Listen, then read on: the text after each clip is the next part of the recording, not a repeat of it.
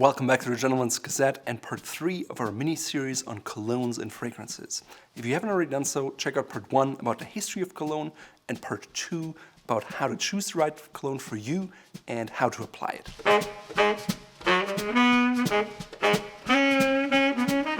First of all, let's talk about the do's of wearing cologne. 1. Do test the intensity of your cologne before wearing it in public.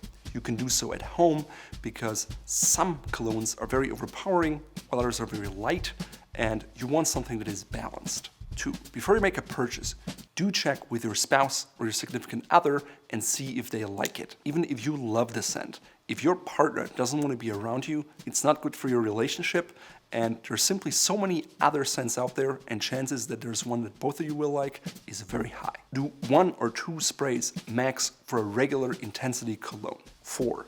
Do wear cologne that works with other scents harmoniously. Maybe your jacket has a certain smell, maybe your hair product has a certain smell, and you don't want colliding scents in one ensemble because it may be off. 5. Do spray and moisturize before putting on cologne. That being said, I suggest you go with fragrance-free lotion because it won't impact the scent of the cologne. Stay clear of unscented body lotion because despite its implication, it actually has different scents that's supposed to emulate not a smell at all, and it can interfere with your cologne. 6. Do buy cologne from a reputable store because colognes can be easily faked today. Buying them on eBay or Amazon may be a great way to get something that is faked, and even though the top note may be the same or similar, they can be watered down, there can be more alcohol, and while you think you saved the buck, you actually ended up with a lot of crap.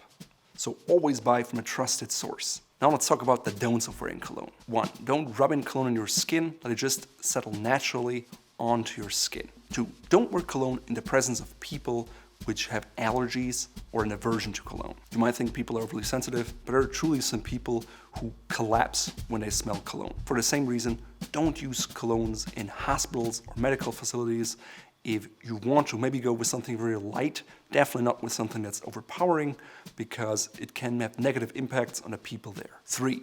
Don't put on more cologne just because you can't smell it anymore. Over time, your nose and your sense of smell gets desensitized for your cologne, so it's best to ask someone else that you know, such as your partner, whether they can still smell it.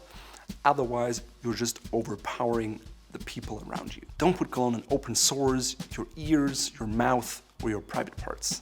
It's just not meant to be there. Don't use aftershave as a body cologne. It has a very specific purpose, and alcohol or ethanol-based aftershaves are not up to date anymore, so we'd go with something else. But that being said, the aftershaves usually don't last for a very long time, and they're not well suited as a body cologne. Likewise, don't spray cologne into the air and walk through it. It's simply a waste of it, so rather apply directly on your skin. Also, don't apply cologne in public because it's just gaudy. It's like clipping your fingernails in public.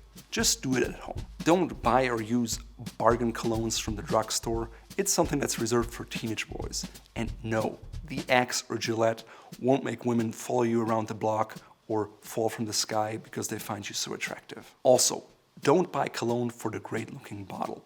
Most of the times, designers put a lot of effort into marketing as well as the bottle because they want to associate things with positive things in your life so you like the scent, but ultimately always go for what's in the bottle and try to disregard the rest. In the same vein, don't fall for these box packages which are on sale because the body lotions are usually not of a very high quality and your skin can react to it differently because it lingers longer on it. Honestly, at the end of the day, it's going to be less expensive than buying the whole set. Last but not least, don't save cologne for a special occasion because usually the essences inside can only be stabilized for about 3 years. After that, they start to change, the aromatics change, and it's just not pleasant anymore. I know the 100 milliliter bottle may be tempting, but maybe you'll just use 50 milliliters over 3 years, so go for that one.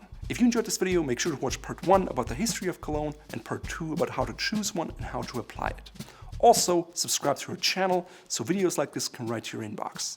In today's video, I'm wearing Le Dandy from d'Orsay, which I don't just like because of the bottle or the name. So for my jacket, I'm using a very light tone of brown, which is oatmeal with a herringbone pattern and 3 brown cuff buttons, which indicate that it's a little more sporty. I'm combining with a shirt that has white, yellow, blue, and brown stripes, and as such, it's rather bold. Because of that, I combine it with a mottled, darker knit tie with tones of blue and brown, which is made out of silk and from Fort Belvedere, just like the pocket square, which is made out of linen with hand-stitched X stitches, and they're hand-rolled. It's very hard to do that, but they pick up the same colors of blue and yellow to create a harmonious look. My pants are navy with a faint window pane overcheck, and my shoes have the same brown color as the buttons on my jacket. Because of that, everything is tied well together. The socks I'm wearing are navy and yellow shadow type socks from Fort Belvedere, and for a selection of all the Fort Belvedere accessories mentioned here, please head over to our shop.